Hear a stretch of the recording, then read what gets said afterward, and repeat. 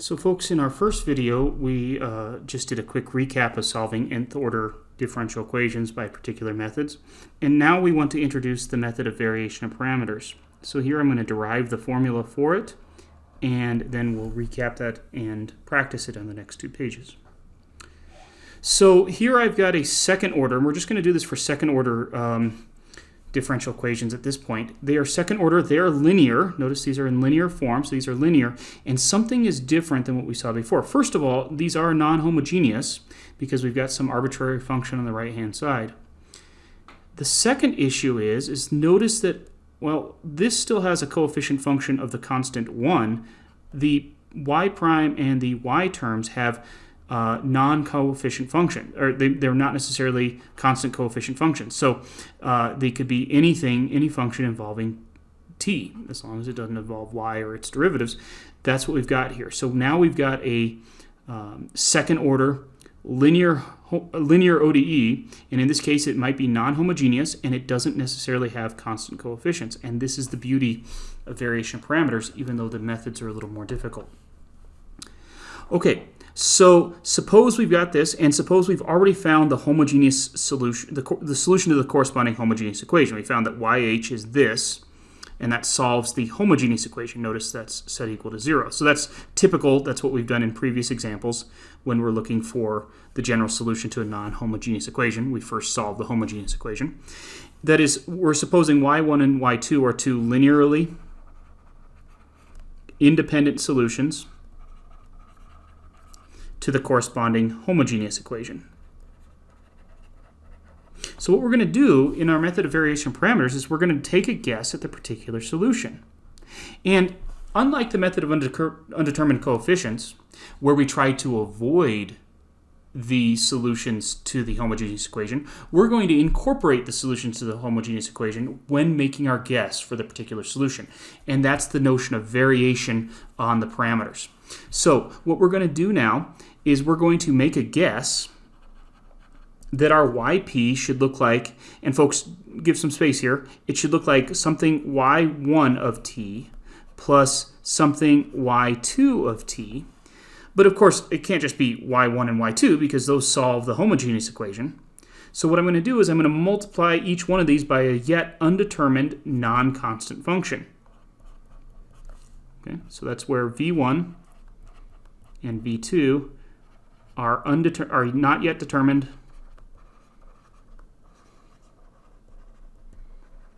non-constant functions. Well, I've never encountered an example, folks. I would imagine if you do this method and you get constant functions, then you would have to find another method.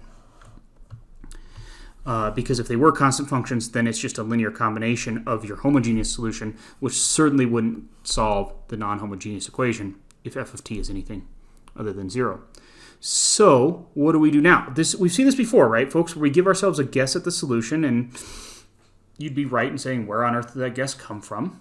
Okay. But we give ourselves a guess at a solution, and then we go ahead and we differentiate it twice, and we plug it into the original ODE, and we do some manipulation to figure out what properties v1 and v2 have to have. Okay, so that's what we're going to do here with a little caveat. So the first thing I want to do is, because I'm going to be taking so many product rules, and the notation can kind of bog us down, I'm going to rewrite this as v1y1 plus v2y2. And now I'm ready to take the first derivative of this. So here we go. I've got all these product rules. I'll always differentiate the first term first in the product rule. So I'll have v1 prime y1 plus v1 y1 prime. So folks, I've only done the product rule on that first term. Now let's take the derivative of the second term doing a second product rule. So I'll again have v2 prime y2 plus v2 y2 prime. Okay. Normally what we then do is then we would go ahead and take the second derivative of this, which would require us to take 4 product rules. That would be a mess. What we're going to do to make our lives easier is we're going to impose a condition. Let's impose the condition that let's see, what do I want? I want v1 prime y1 plus v2 prime y2 is equal to 0. Okay. We can do so. This is fine. So let's just say that this is fine as long as V1 and V2 still help generate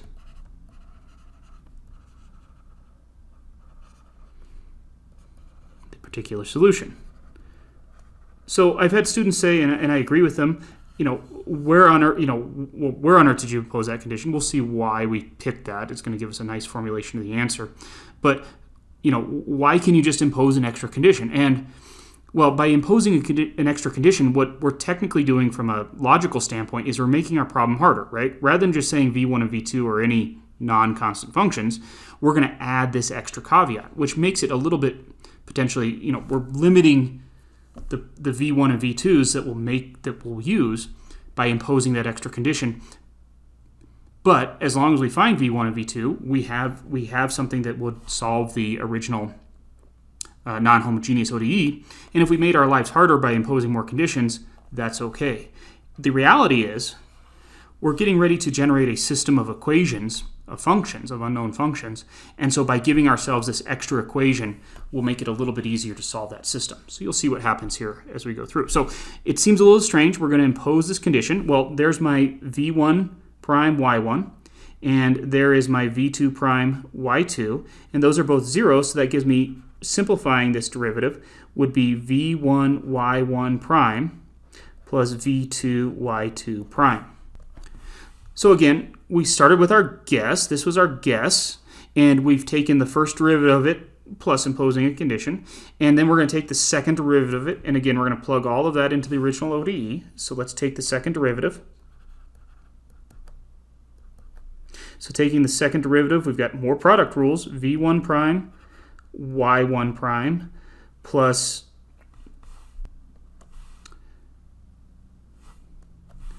V1 Y1 double prime, plus, and then we'd have V2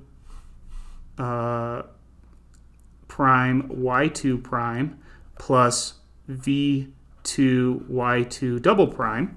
And so we're going to take the guess at our solution, its first derivative and its second derivative, and we're going to plug all of that into the original ODE, and we're going to see what properties this has to have. So let's plug all that into the original ODE. This is going to take up a little bit of space, but here we have V1 prime, Y1 prime, and I'm just going to copy this out.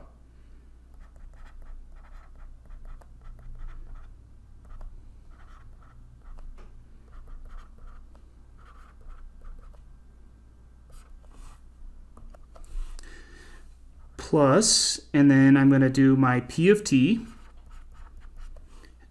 times y prime. So if I do P of t times y prime, my y prime that I'm using is this y prime right here, so I'll write that out.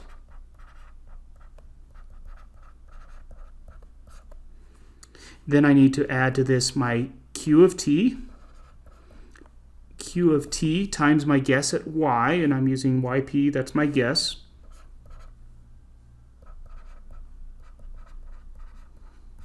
And all of that needs to equal the non-homogeneous term over there. Okay, so at this point we have sort of an absolute mess, but we'll be able to clean some stuff up here. Let's see what we can do. So sort of already knowing what's going to happen with this problem, I'm going to choose to group things in maybe a surprising way. I'm going to first of all group together the V1 prime, Y1 prime, and this V2 prime, Y2 prime. I'm going to group those two terms together. Then notice I'm going to then, I've got some remaining terms here, and I'm going to group together this term with its coefficient function distributed, and this term with its coefficient function distributed. So let's write that out in blue here. So we'll have plus V1 Y1 double prime plus P of t V1 Y1 prime plus Q of t V1 Y1. And then I'm going to similarly group together all of these terms. So I'm going to group this term, this coefficient function multiplied to this term, and this coefficient function multiplied to this term. So I'll do that all in red here. So that will give me V2 Y2 double prime plus P of t v2 y2 prime plus Q of t v2 y2, and I'm out of room, but all of that needs to equal the original, so that all equals the original f of t. So I don't really want to write out this line one more time, but I think I will quickly. You can decide whether you want to write it out or not. But what I'm going to do here is I'm going to factor out all of those v1 functions from this term and factor out all of those v2 functions from this second term. Let's see that.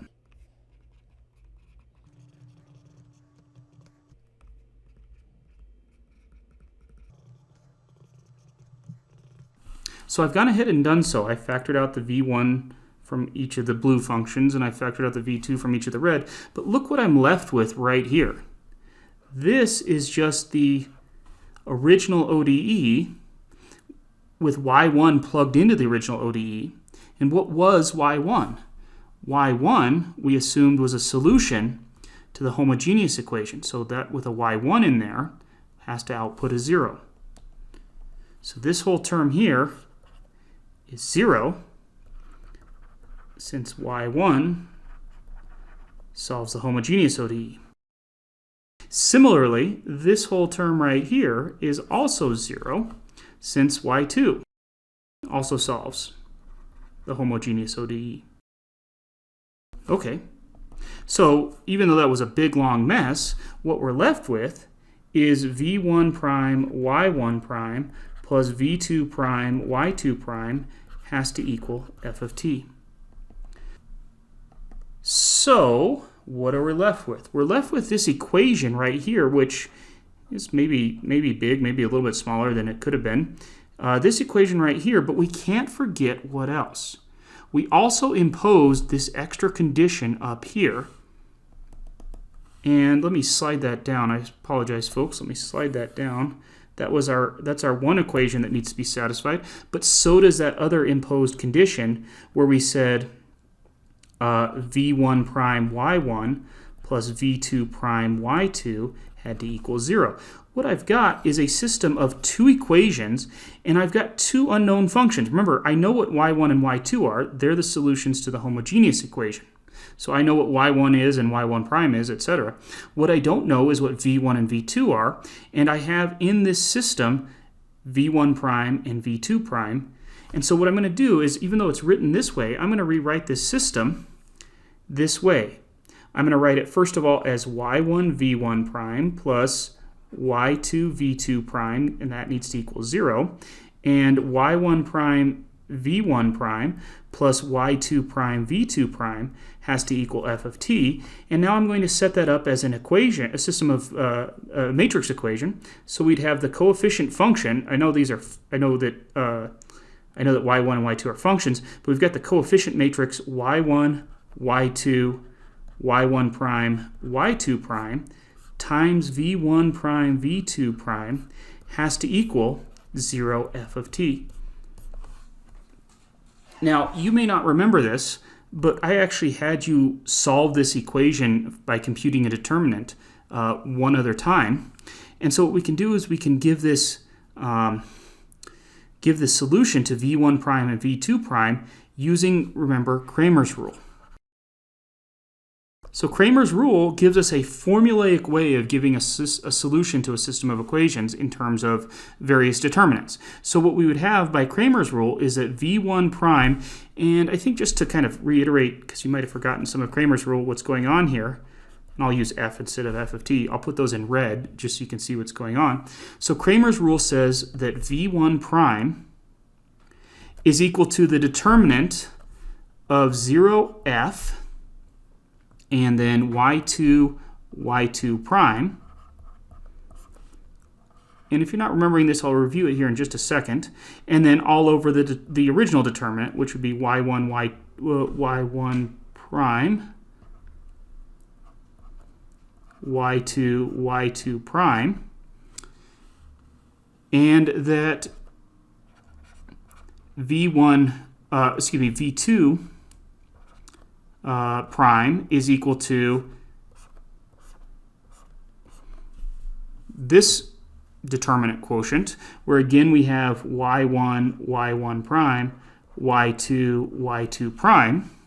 And what I do instead of, in the second situation, is I replace the second column. So here's the determinant of the coefficient matrix. And so notice that determinant in some form shows up in every spot. But according to Kramer's rule, we replace the first column for the first answer with the constant vector. That would be, in our ax equals b, that's our b vector. Okay, so we replace the first column, and to find the second solution, we replace the second column with that column vector. And so, although this is, we don't have the solution given explicitly, we could go ahead and actually compute this just by using our knowledge of determinants.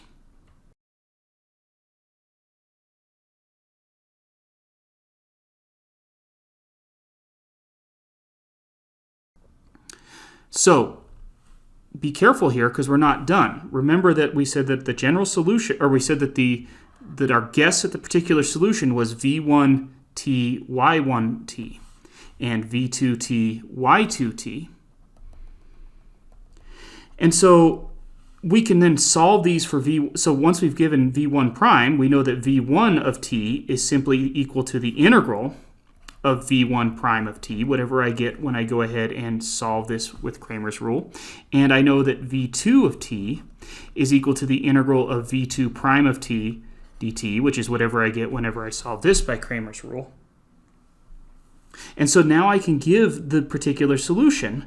The particular solution, we said, was v1 y1 plus v2 y2. And so then the overall general solution is y of t equals c1 y1 plus c2 y2.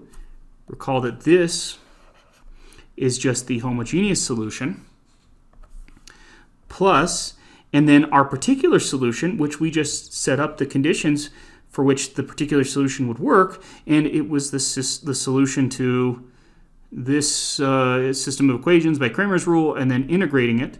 And so our particular solution is whatever we get for v1 and v2 times their corresponding homogeneous functions. So there's our yp. So folks, we'll pick this up in the next video. Let me know if you have any questions.